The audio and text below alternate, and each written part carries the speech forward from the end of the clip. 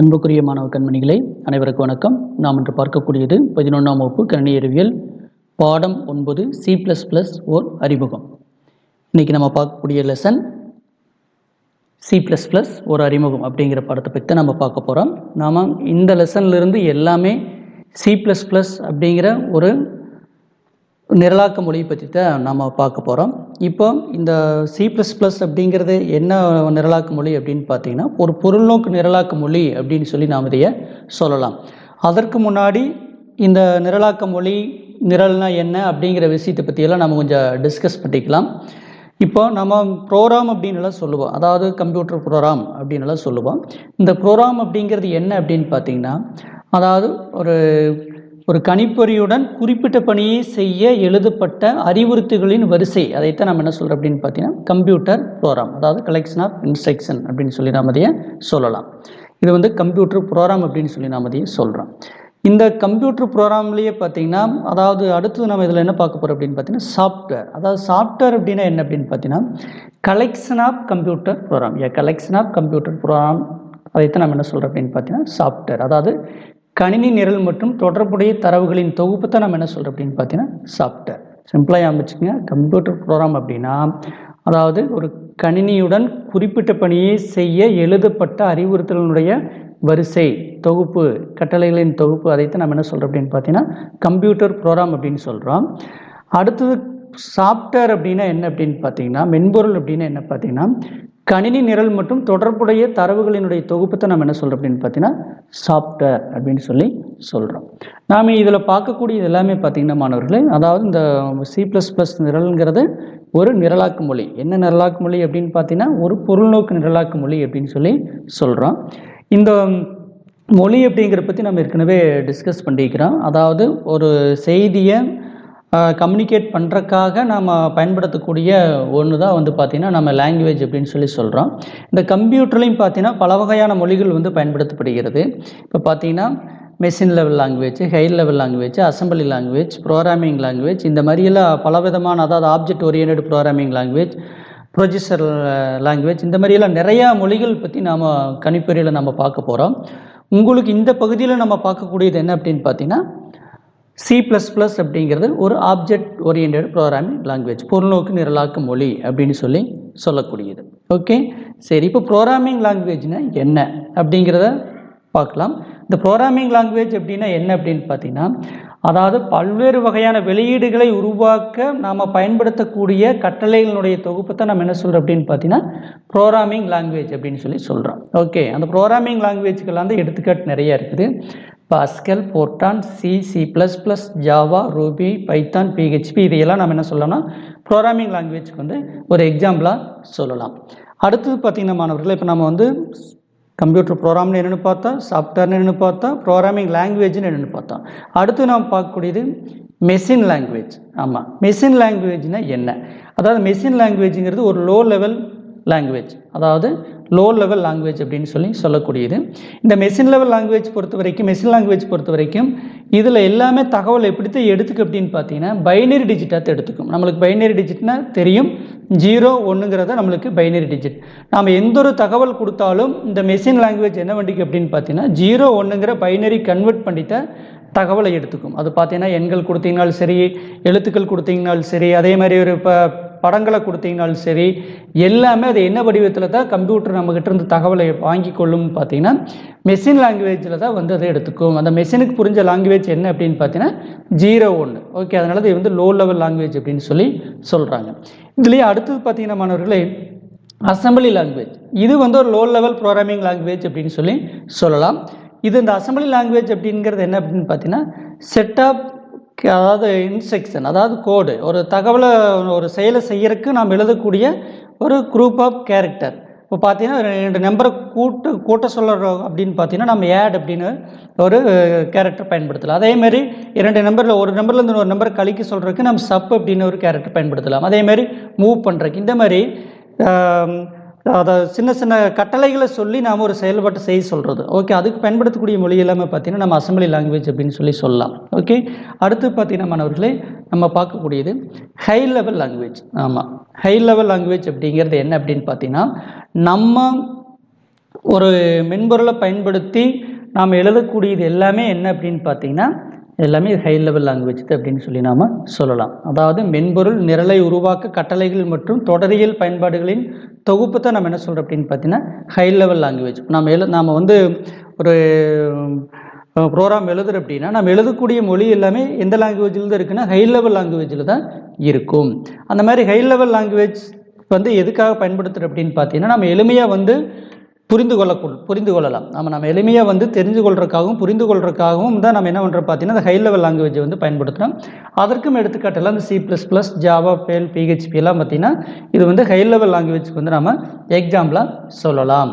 அதே மாதிரி பார்த்திங்கன்னா இந்த C++, ஜாவா போன்ற இந்த லாங்குவேஜ் எல்லாமே பார்த்திங்கன்னா தொகுக்கப்பட்ட மொழிகள். ஆமாம், அதாவது இந்த C++, ஜாவா பொறுத்த வரைக்கும் நாம் ஒரு எடிட்டரில் வந்து நாம் டைப் பண்ணிவிட்டு அதற்கு பிறகு என்ன பண்ணுறோம்னு பார்த்திங்கன்னா அதை கம்பைல் பண்ணணும், தொகுத்து தான் நம்ம வந்து வெளியிட்டு கொண்டு வர முடியும். அதனால இதுக்கு பேர் என்ன சொல்கிறாங்கன்னா தொகுக்கப்பட்ட மொழி அப்படின்னு சொல்லி சொல்கிறாங்க. அடுத்து இந்த பேல், PHP இந்த மொழிகளுக்கெல்லாம் என்ன பேர் அப்படின்னு பார்த்தீங்கன்னா விளக்க மொழிகள் அப்படின்னு சொல்லி பேர். இது வந்து இந்த லாங்குவேஜில் இந்த பேல், PHP எல்லாம் வந்து நம்ம கம்பைல் பண்ணாமையே வந்து ரன் பண்ண முடியும். அதனால இதுக்கு பேர் பார்த்தீங்கன்னா விளக்க மொழிகள் அப்படின்னு சொல்லி சொல்கிறாங்க. அடுத்தது மாணவர்களே, நாம் ஒரு ஹை லெவல் லாங்குவேஜில் எழுதக்கூடியதை மெஷின் லெவல் லாங்குவேஜுக்கு வந்து புரியக்கூடிய வகையில் மாற்றுறது தான் எது அப்படின்னு பார்த்தீங்கன்னா இந்த டிரான்ஸ்லேட்டர் அப்படின்னு சொல்லி சொல்லக்கூடியது. ஓகே, நம்ம ஹை லெவல் லாங்குவேஜில் எழுதக்கூடியதை வந்து கம்ப்யூட்டருக்கு புரியாது. அதை வந்து கம்ப்யூட்டருக்கு புரியக்கூடிய வகையில் மொழிமாற்றம் செய்யக்கூடிய வேலை எது செய்யும் அப்படின்னு பார்த்தீங்கன்னா இந்த டிரான்ஸ்லேட்டர் வந்து செய்யும். ஓகே, அதைத்தான் நம்ம என்ன சொல்கிறோம் அப்படின்னு பார்த்தீங்கன்னா டிரான்ஸ்லேட்டர் அப்படின்னு சொல்லி சொல்கிறோம். அடுத்து பார்த்தீங்கன்னா மாணவர்களே, ஆப்ஜெக்ட் ஓரியன்டட் ப்ரோக்ராமிங் லாங்குவேஜ் அப்படின்னு சொல்லி சொல்கிறோம். அதாவது பொருள் நோக்கு நிரலாக்க மொழி அப்படின்னு சொல்லி சொல்லக்கூடியது. இது எந்த ஒரு சிக்கலான பிரச்சனைகளாக இருந்தாலும் அதை வந்து எளிமையான முறையில் தீர்வு காணக்கூடிய வகையில் ஒரு வடிவமைக்கப்பட்ட ஒரு மொழி அப்படின்னு சொன்னால் அது ஆப்ஜெக்ட் ஓரியன்டட் ப்ரோக்ராமிங் லாங்குவேஜ் அப்படின்னு சொல்லி நாம் அதையே சொல்லலாம். இப்போ அதாவது ஒரு நிரல் என்பது ஆணைத்தொடர்கள், செயலிகள் ஆகியவற்றின் தொகுப்பு என கருதாமல் அது பல பொருள்களின் தொகுப்பு என கருதி நிரலாக்கம் செய்வது. ஆமாம், இப்போ பார்த்தீங்கன்னா ஒரு நிரல் அப்படின்னா ஏதாச்சும் நம்ம ஒரு கட்டளைகளை கொடுக்குறோம், ஒரு ப்ரொடியூசரை சொல்கிறோம். இது மட்டும் இல்லாமல் அதாவது பல பொருள்களினுடைய தொகுப்பை என்ன சொல்லலாம், நாம வந்து பல பொருள்களுடைய தொகுப்பை நிரலாக்கம் செய்கிறத நம்ம என்ன சொல்கிறோம் அப்படின்னு பார்த்தீங்கன்னா ஆப்ஜெக்ட் ஓரியன்டட் ப்ரோக்ராமிங் லாங்குவேஜ் அப்படின்னு சொல்லி சொல்லக்கூடியது. ஓகே மாணவர்களே, சிம்பிளாக தெரிஞ்சுக்க கம்ப்யூட்டர் ப்ரோக்ராம்னு என்ன, சாஃப்ட்வேர்னு என்ன, ப்ரோக்ராமிங் லாங்குவேஜ்னு என்ன, அதேமாதிரி மெஷின் லாங்குவேஜ்னு என்ன, அசம்பிளி லாங்குவேஜ்னு என்ன, ஹை லெவல் லாங்குவேஜ்னு என்ன, ஆப்ஜெக்ட் ஓரியன்டட் ப்ரோக்ராமிங் லாங்குவேஜ்னு என்ன அப்படிங்கிற பற்றியெல்லாம் நம்ம பார்த்தோம். இதை ஒரு டைம் நீங்கள் ரீகால் பண்ணி பார்த்துங்க. சரி, ஓகே மாணவர்களே, இனி நாம் உங்களுக்கு லெசனுக்கு போகலாம். ஓகே, C++ ஓர் அறிமுகம் அப்படிங்கிற பகுதிக்கு நம்ம போகலாம்.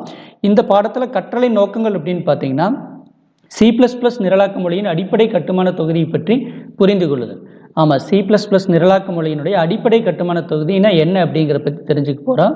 அதே மாதிரி எளிமையான C++ நிரல்களை எப்படி உருவாக்குறது அப்படிங்கிற பற்றி தெரிஞ்சுக்க போகிறோம். அதே மாதிரி C++ நிரல்களை செயல்படுத்தல் மற்றும் பிழை திருத்தல் எப்படி அப்படிங்கிற பற்றி இந்த பாடப்பகுதியில் தெரிஞ்சுக்க போகிறோம். சரி, வாங்க மாணவர்களே, நம்ம முன்னுரை பகுதிக்கு போகலாம்.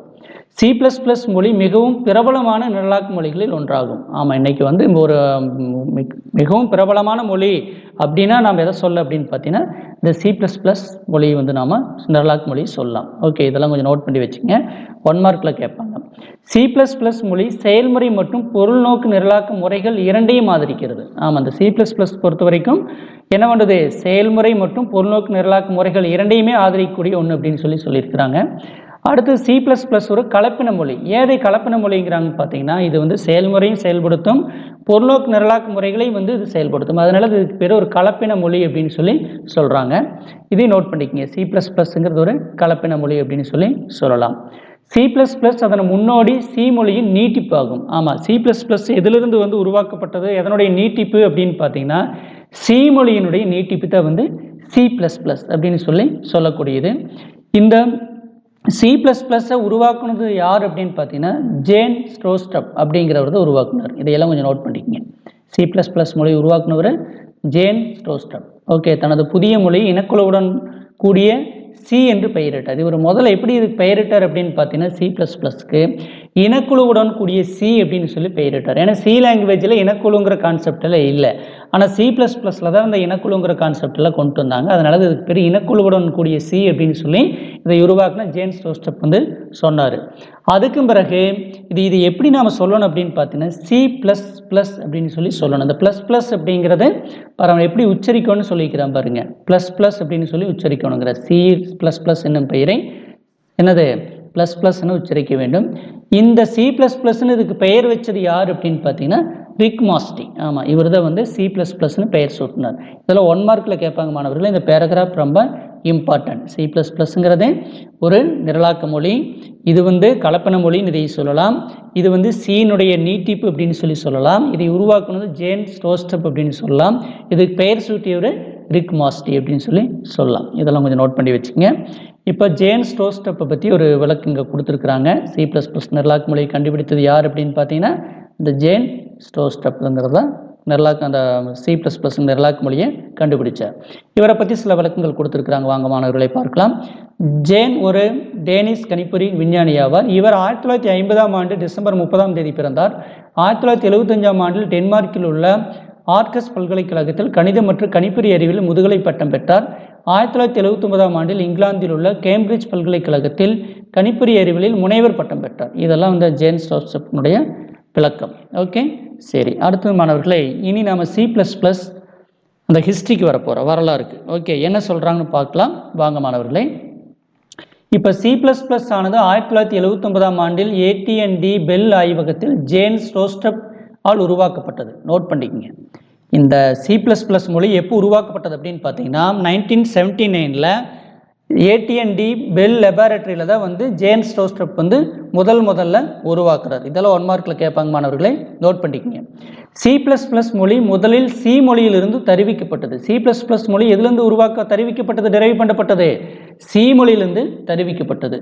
மற்றும் Shimla, PCBL, ADA, ML, CLU மற்றும் அல்காஸ் 68 போன்ற பல மொழிகளால் தாக்கத்தை ஏற்படுத்தியது. இது புதிய சி மற்றும் இனக்குழுவுடன் சி என்று 1983 வரை வழங்கப்பட்டது. 1983ஆம் ஆண்டு C++ என ரிக் மாஸ்டியால் பெயர் சூட்டப்பட்டது. C++ங்கிற பெயர் 1983ல் தான் வந்து ரிக் மாஸ்டி வந்து இதை வந்து C++ன்னு சொல்கிறாரு. இந்த ++ அப்படிங்கிறது ஒரு மிகுப்பு செயற்குறி அப்படின்னு சொல்லி சொல்லலாம். இதை பற்றியெல்லாம் நம்ம பார்க்க போகிறோம் பின்னாடி வரக்கூடிய பாடங்களில். சரி, அடுத்தது மாணவர்களே, இந்த C++னால என்ன நன்மைகள் அப்படிங்கிறத பற்றி கொடுத்துருக்குறாங்க, வாங்க என்ன அப்படின்னு சொல்லி நாம் பார்க்கலாம். C++ மிகவும் எளிமையான ஒரு மொழி. ஓகே, இது வந்து கற்றுக்கொள்வதற்கு மிகவும் ஒரு எளிமையான ஒரு மொழி, ஒரு லாங்குவேஜ் அப்படின்னு சொல்லி சொல்கிறாங்க. மேலும் பல்சாதனம், பல்பணித்தளம் பயன்பாட்டு வளர்ச்சிக்கு பெரும்பாலும் தேர்வு செய்யப்படும் மொழியாகும். இன்றைக்கி பார்த்தீங்கன்னா மல்டி ப்ரோக்ராமிங்கில் அதிக அளவில் பயன்படுத்தக்கூடியது இந்த C++ மொழி அப்படின்னு சொல்லியிருக்கேன். அடுத்து C++ ஒரு பொருள்நோக்கு நிரலாக்க மொழியாகும். இது இனக்குழுக்கள், மரபுரிமம், பல்லுருவாக்கம், தரவருவமாக்கம் மற்றும் உரைப்பொதியாக்கம் ஆகியவற்றை உள்ளடக்கியது. நம்ம C++னாவே ஒரு பொருள்நோக்கு நிரலாக்க மொழி அப்படின்னு சொல்லலாம். ஆப்ஜெக்ட் ஓரியன்டட் ப்ரோக்ராமிங் லாங்குவேஜ் அப்படின்னு சொல்லக்கூடியது.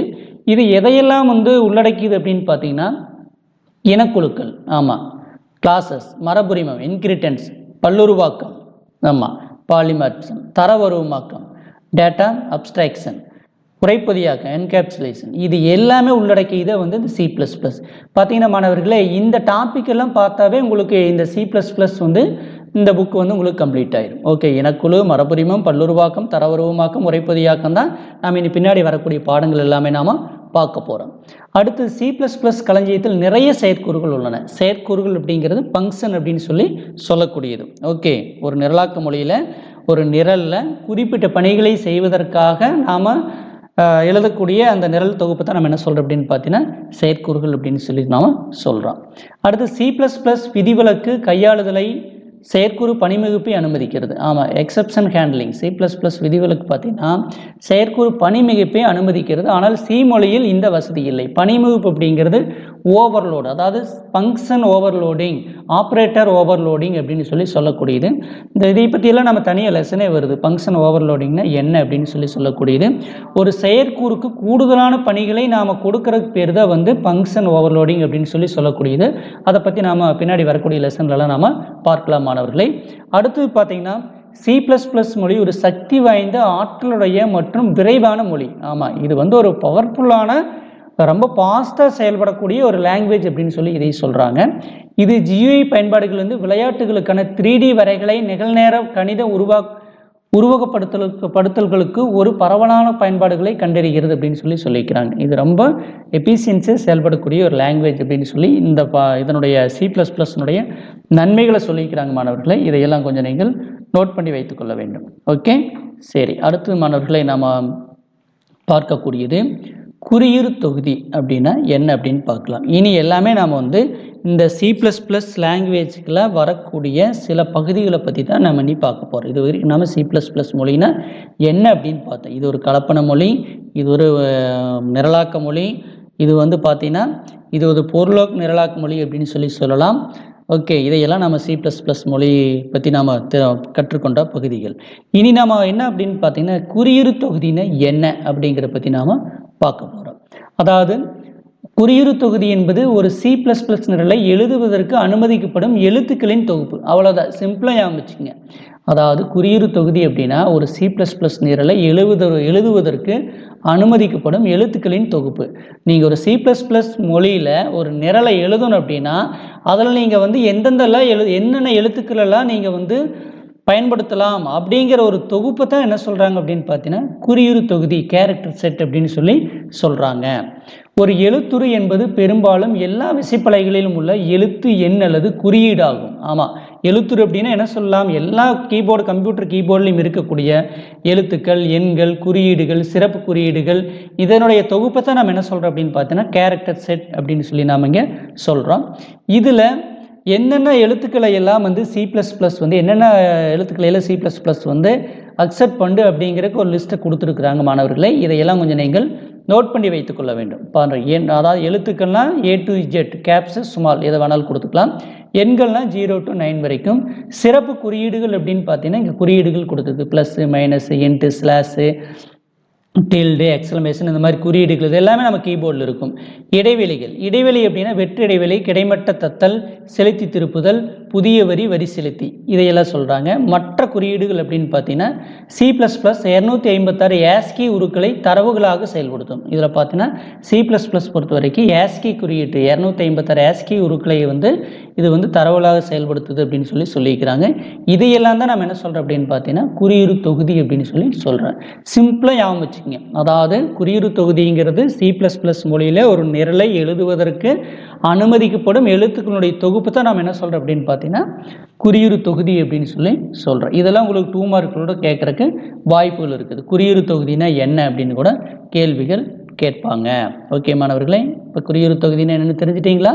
சரி, அடுத்தது மாணவர்களை நம்ம பார்க்கக்கூடியது மொழி தொகுதி, வில்லைகள், டோக்கன்ஸ் அப்படின்னு சொல்லக்கூடியது. ஓகே, இந்த டோக்கன்ஸ் பற்றி பார்த்தா இந்த லெசன் வந்து உங்களுக்கு கம்ப்ளீட் ஆயிடும். ஓகே, சரி, வாங்க டோக்கன்னா என்ன அப்படின்னு சொல்லி பார்க்கலாம். C++ நிரல் கூற்றுகள் பல சிறிய கூறுகளால் நிர்வகிக்கப்படுகின்றன. கட்டளைகள், மாறிகள், மாறிலிகள் மற்றும் செயற்குறிகள், நிறுத்தற்குறிகள் போன்ற குறியீடுகள் கொண்டு உருவாக்கப்படுகிறது. இந்த தனிப்பட்ட கூறுகள் கூட்டாக மொழி தொகுதிகள் அல்லது மொழிக்கூறுகள் அல்லது வில்லைகள் என அழைக்கப்படுகிறது. நோட் பண்ணிக்கங்க. அதாவது வில்லைகள் அப்படின்னா என்ன சொல்கிறாங்க அப்படின்னு பார்த்தீங்கன்னா C++ மொழியை பொறுத்த வரைக்கும் அந்த நிரல் கூற்றுகள் எப்படி இருக்குன்னு பார்த்தீங்கன்னா சிறிய கூறுகளால் வந்து நிர்வகிக்கப்படுகிறது. ஓகே, அதைத்தான் என்ன சொல்கிறேன் அப்படின்னு பார்த்தீங்கன்னா மாறிகள். அதாவது ஒரு ப்ரோக்ராமிங், அதாவது C++ நிரல் இருக்குது அப்படின்னா கட்டாயம் அதில் மாறிகள் இருக்கும், மாறிலிகள் இருக்கலாம், செயற்குறிகள் இருக்கலாம், நிறுத்தற்குறிகள் இருக்கலாம்.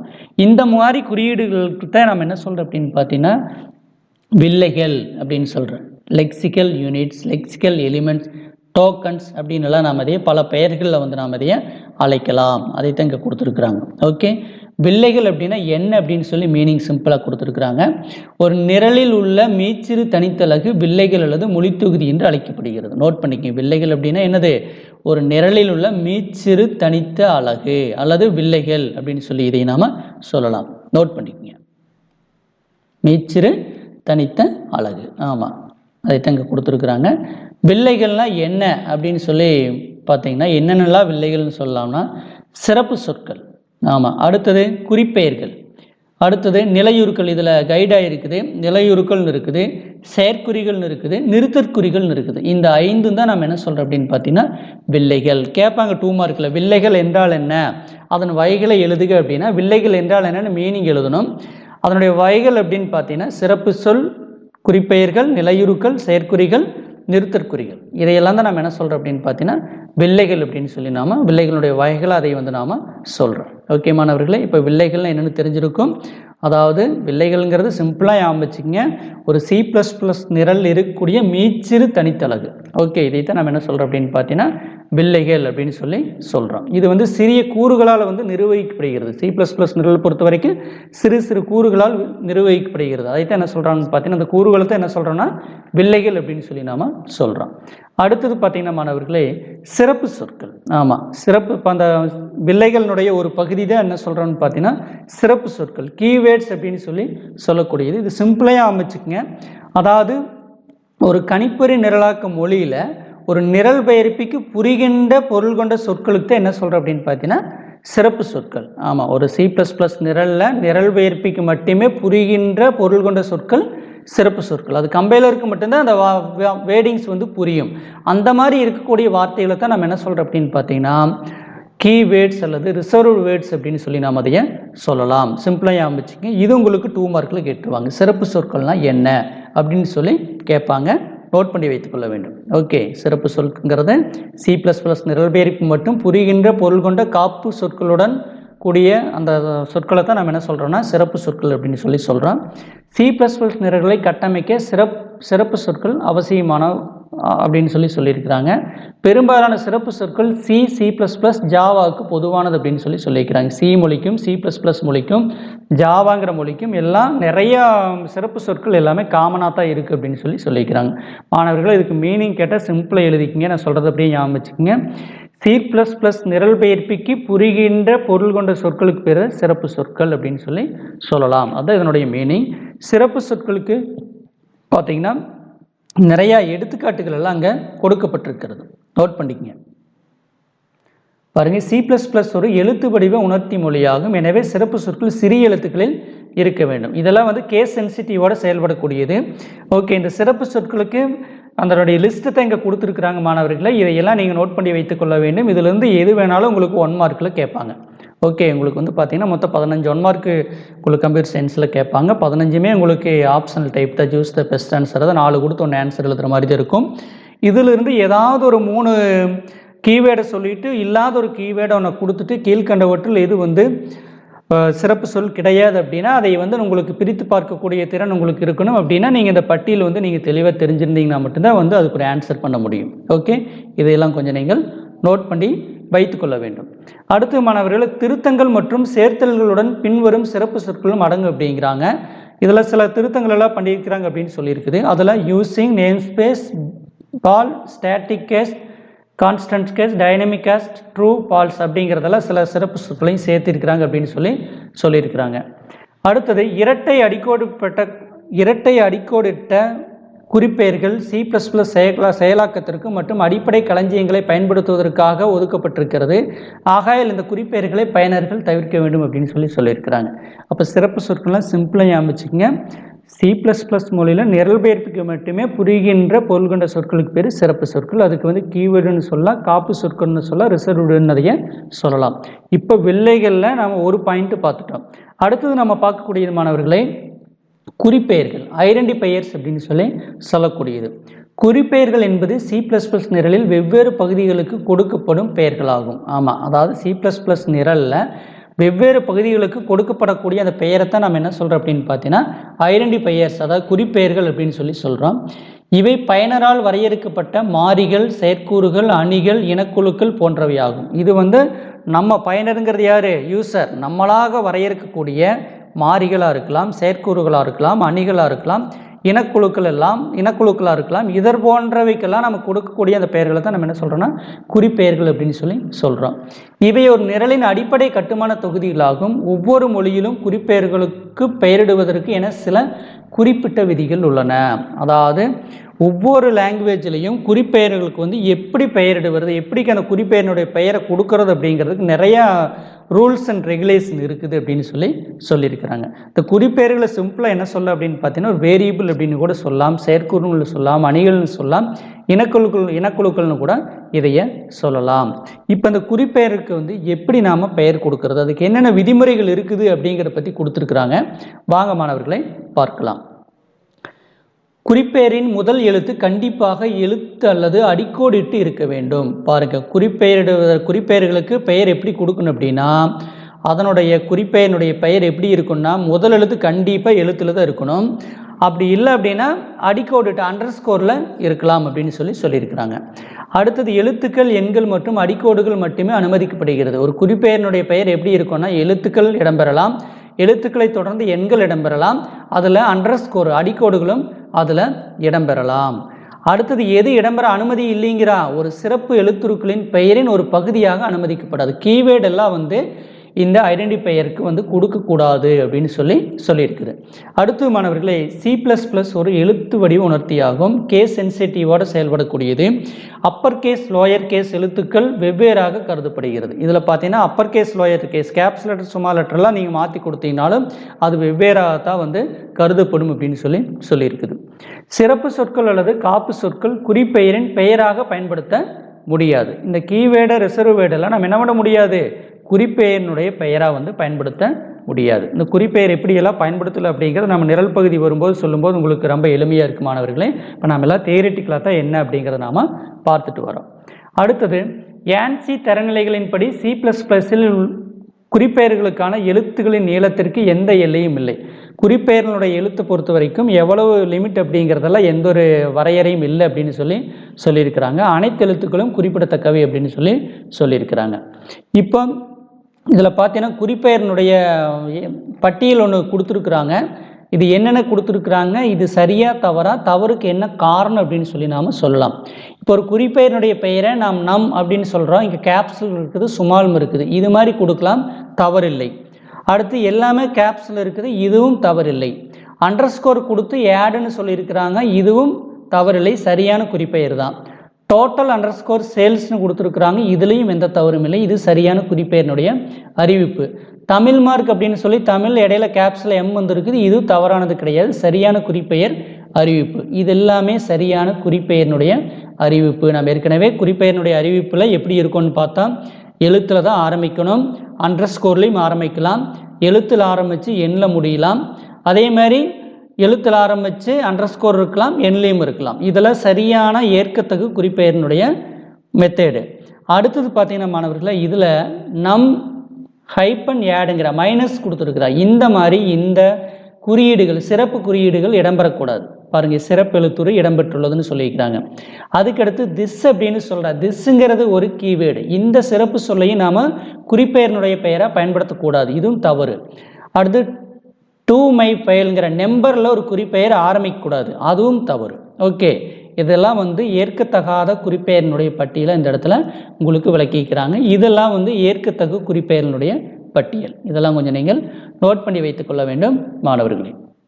அடுத்தது பார்த்தீங்கன்னா, இதில் மாறியின் பெயரை பல்வேறு பகுதிகளாக பிரிக்க மாறியின் பெயர்களில் அடுக்கீருடன் கொள்ளலாம். ஆமாம், மாறியின் பெயரை வந்து நாம் பல்வேறு பகுதியில் பிரிக்கிறதுக்கு அந்த மாறியினுடைய பெயரை நம்ம அண்டர்ஸ்கோர் வச்சு பயன்படுத்தலாம். டோட்டல் சேல்ஸ் அப்படிங்கிற டோட்டல் அண்டர்ஸ்கோர் சேல்ஸ் அப்படின்னு சொல்லி இதை கொடுக்கலாம். அதே வந்து எப்படி கொடுக்கக்கூடாது, டோட்டல் ஒரு இடைவெளி விட்டு சேல்ஸ்னு கொடுக்கக்கூடாது. இதெல்லாம் தவறான குறிப்பெயரினுடைய அறிவிப்பு. அண்டர்ஸ்கோர் கொடுத்தா சரி, அண்டர்ஸ்கோர் கொடுக்காம ஸ்பேஸ் விட்டு கொடுத்தோம்னா அது தவறான ஏன்னா குறிப்பெயரினுடைய அறிவிப்பு. இதெல்லாம் கொஞ்சம் நீங்கள் நோட் பண்ணி வைத்துக்கொள்ள வேண்டும். தமிழ் மார்க் போன்ற பாணி கொண்ட மாதிரியே பயன்படுத்தலாம். இதில் இடையில கேப்ஸ் வந்துருக்கு, இந்த மாதிரி குறிப்பெயரினுடைய பெயர்களெல்லாம் நம்ம வந்து பயன்படுத்தலாம் அப்படின்னு சொல்லியிருக்கிறாங்க. ஓகே மாணவர்களே, இதுவரைக்கும் நாம் வில்லைகளினுடைய வகைகளில் அதாவது சிறப்பு சொற்களை பார்த்தா, குறிப்பெயர்களை பார்த்தா. குறிப்பெயர்கள்ங்கிறது அது வந்து மாறியினுடைய பெயராக இருக்கலாம், மாறிலினுடைய பெயராக இருக்கலாம், அல்லது அது இனக்குழுனுடைய பெயராக கூட அது வந்து இடம்பெற்றிருக்கலாம் அப்படிங்கிறதெல்லாம் இதில் சொல்லியிருக்கிறாங்க. சரி, நாம் அதை என்ன அப்படிங்கிறத நம்ம பின்னாடி வரக்கூடிய பகுதியிலலாம் நாம் பார்க்கலாம். அடுத்து மாணவர்களே, நிலையுறுக்கள். ஆமாம், கான்ஸ்டன்ட்ஸ் அப்படின்னு சொல்லக்கூடியது, மாறிலிகள் அப்படின்னு சொல்லக்கூடியது. மாறிகள் அப்படிங்கிறது வேரியபிள். ஓகே, மாறிலிகள் அப்படிங்கிறது கான்ஸ்டன்ட் அப்படின்னு சொல்லக்கூடியது லிட்ரல்ஸ், அதாவது நிலையுறுக்கள் அப்படின்னு சொல்லலாங்க.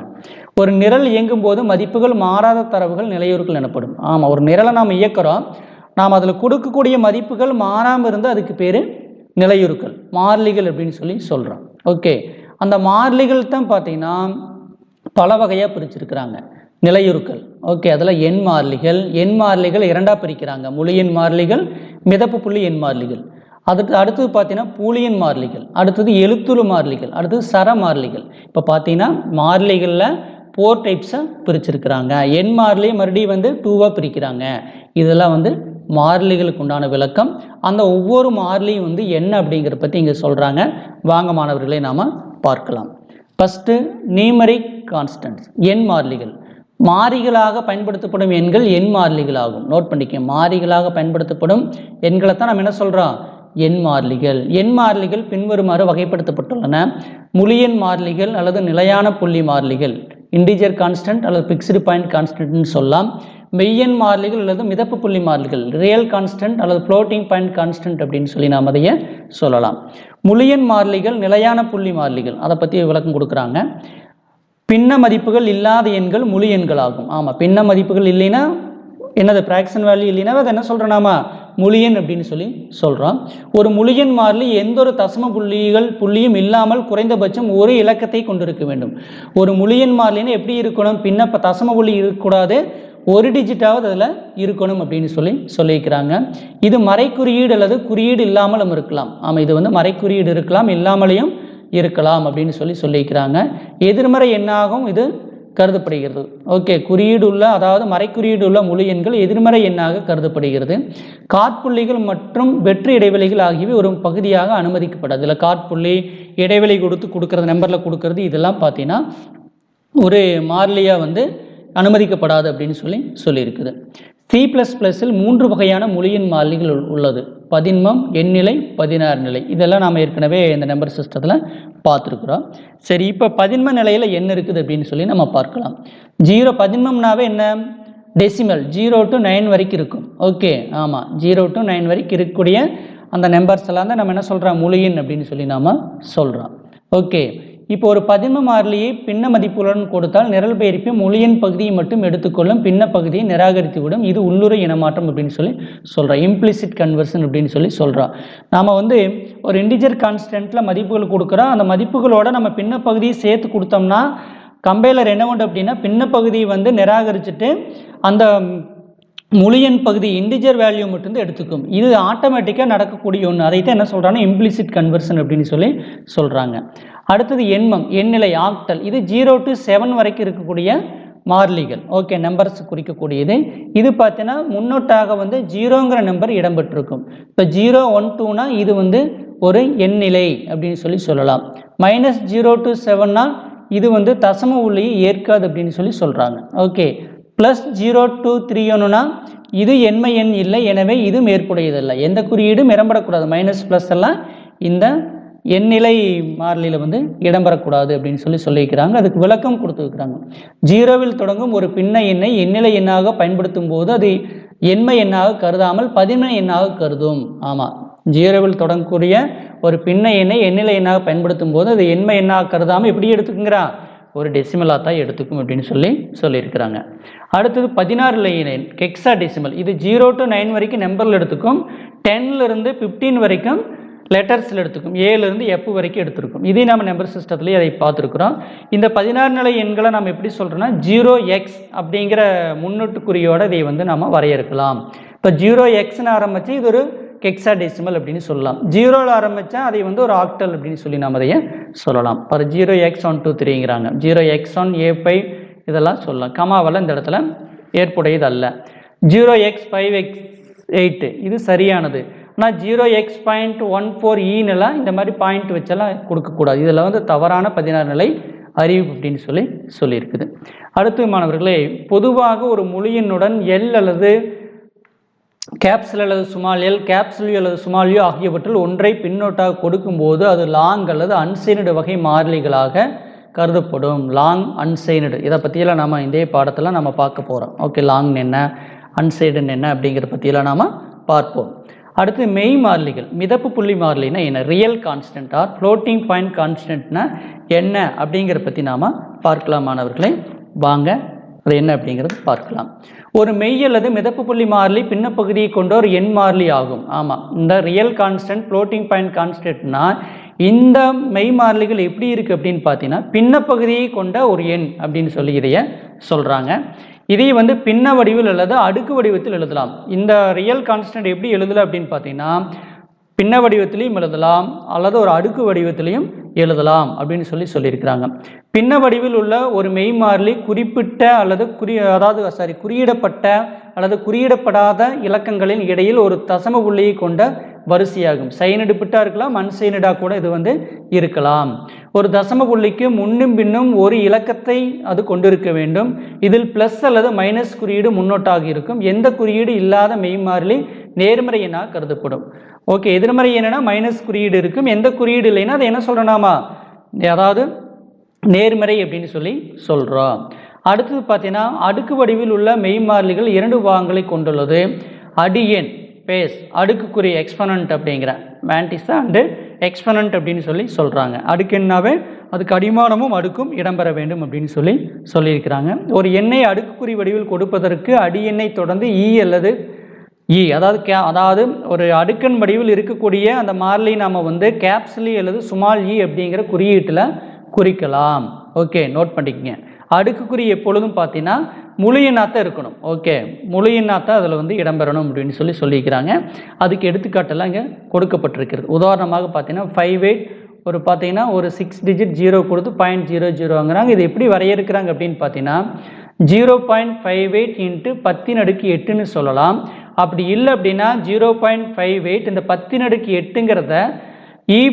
E8 சொன்னால் அடுக்கு 8ன்னு அர்த்தம், எக்ஸ்பனண்ட் 8ன்னு அர்த்தம். அப்போ அந்த 0.58 அடுக்கு என்னது 8 அப்படின்னு அர்த்தம். அதைத்தான் இந்த இடத்துல சொல்லியிருக்கிறாங்க. அடியன் 0.58 அடுக்குக்குறி 8. இந்த அடுக்குன்னு சொல்கிறதுக்காக நான் பயன்படுத்தக்கூடிய எழுத்து என்ன அப்படின்னு பார்த்தீங்கன்னா அது கேப்ஸ்லையும் இருக்கலாம், சுமால்லையும் இருக்கலாம். அதைத்தான் இந்த இடத்துல இங்கே சொல்லியிருக்கிறாங்க.